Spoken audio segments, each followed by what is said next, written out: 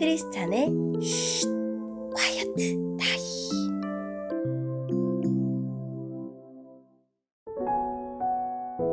샬롬 크리스찬 성도님들 반갑습니다. 오늘의 본문은 사무엘상 5장 1절부터 12절까지의 말씀입니다. 본문의 제목은 블레셋에 나타난 주님의 영광입니다. 본문을 읽기 전에 어떤 내용인지 요약본을 먼저 읽어드릴게요. 블레셋 사람들이 언약궤를 빼앗아 다곤 신전에 두지만 다곤 신상은 언약궤 앞에 제대로 서 있지도 못합니다. 사람들이 언약궤를 옮기자 여호와는 언약궤를 옮기는 곳마다 피부병을 내리십니다. 오늘의 본문 1절입니다. 블레셋 사람들은 하나님의 궤를 빼앗아 그것을 에베네셀에서 아스돗으로 가지고 갔습니다. 블레셋 사람들은 하나님의 궤를 다곤 신전에 가지고 가서 다곤 신상 곁에 두었습니다.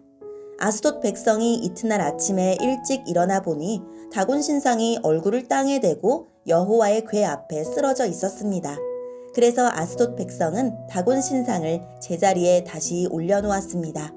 이튿날 아침 아스돗 백성이 잠에서 깨어 일어나 보니 다곤 신상이 또 땅에 쓰러져 있었습니다. 다곤은 여호와의 궤 앞에서 머리와 손이 부러져 몸통만 남은 채 문지방에 엎드려 있었습니다. 그래서 오늘날까지도 다곤의 제사장들과 아스돗의 다곤 신전에 들어가는 사람들은 그 문지방을 밟지 않습니다. 여호와께서는 아스돗과 그 이웃 백성에게 벌을 주셨습니다. 여호와께서는 피부에 종기가 나는 큰 고통을 그들에게 주셨습니다. 아스돗 백성은 그런 일이 일어나는 것을 보고 말했습니다. 이스라엘 신의 궤를 이곳에 둘 수 없다. 하나님이 우리와 우리의 신 다곤을 벌하고 있다. 아스돗 백성은 블레셋의 5 왕을 모이게 하고 말했습니다. 이스라엘의 신의 궤를 어떻게 하면 좋겠습니까? 블레셋의 왕들은 대답했습니다. 이스라엘 신의 궤를 가드로 옮겨라. 그래서 블레셋 사람들은 이스라엘 신의 궤를 가드로 옮겼습니다. 하나님의 궤가 가드로 옮겨진 후에 여호와께서는 가드 성에 벌을 주셨습니다. 하나님은 가드의 늙은 사람과 젊은 사람 모두에게 고통을 주셨는데 그들의 피부에도 종기가 나기 시작했습니다. 그러자 블레셋 사람들이 하나님의 궤를 에그론으로 보냈습니다. 하나님의 궤가 에그론에 도착하자 에그론 사람들이 소리를 질렀습니다. 왜 이스라엘 신의 궤를 우리 성으로 가지고 오는 거요? 당신들은 우리와 우리 백성을 죽일 참이요? 에그론 백성은 블레셋의 왕들을 다 모이게 한 후에 그 왕들에게 말했습니다. 이스라엘 신의 궤를 원래 있던 자리로 보내시오. 그 하나님의 궤가 우리와 우리 백성을 죽이기 전에 빨리 그렇게 하시오. 그들은 매우 두려워했습니다. 왜냐하면 하나님이 그들을 너무나 무섭게 심판하셨기 때문입니다. 죽지 않고 살아남은 사람은 피부에 종기가 나서 괴로움을 당했습니다. 그래서 온 성읍이 하늘을 향하여 크게 울부짖었습니다. 아멘.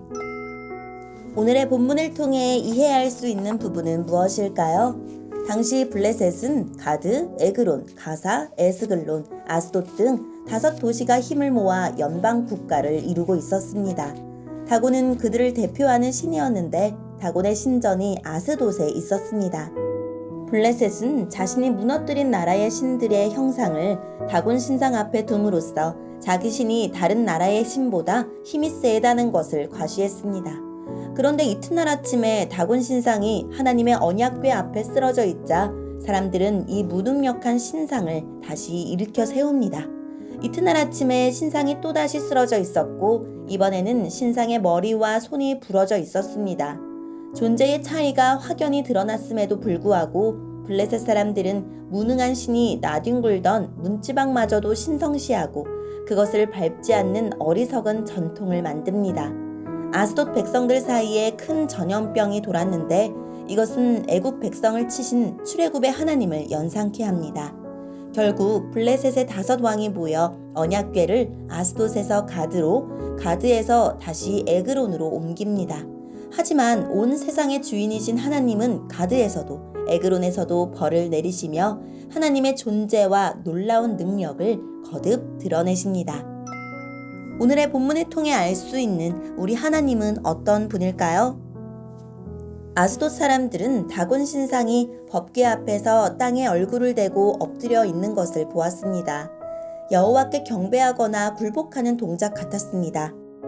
다음 날은 손목과 머리가 잘린 채 널브러져 있었습니다. 전쟁에서 패한 포로가 처형당한 것 같았고 여호와께 희생 제물로 바쳐진 것 같았습니다. 다곤은 넘어지면 누군가 세워줘야 일어날 수 있는 돌덩이에 불과했습니다.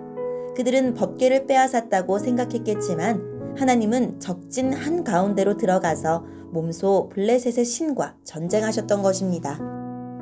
하나님의 궤가 도착하자 에그론 사람들은 그 궤가 자신들의 지역에도 죽음을 가져오리라 생각하고 궤를 원래 있던 곳으로 돌려보내기로 합니다.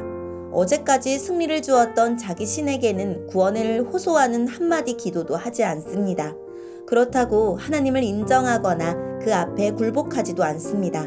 궤만 제거하면 재앙도 환난도 사라질 것이라고 여긴 것입니다. 그런 완악한 자들에게 엄중한 하나님의 손이 임하여 죽지 않은 사람들을 독한 종기로 치십니다. 바깥에서 이유를 찾는 한 양상을 달리한 채 끝도 없이 닥치는 고난 앞에서 우리는 늘 제자리 걸음만 하고 말 것입니다. 하나님을 인정하고 하나님께 돌아와야 합니다. 오늘의 본문을 통해 우리에게 주시는 교훈은 무엇일까요? 블레셋 사람들은 하나님의 영광과 권능을 경험하고도 다곤을 버리지 않습니다. 그들은 자신들이 섬겨야 할 두려운 신이 아니라 자신들의 뜻을 들어줄 무능한 신을 소유한 데 만족했을 것입니다. 주님은 말 못하는 우상이 아닙니다.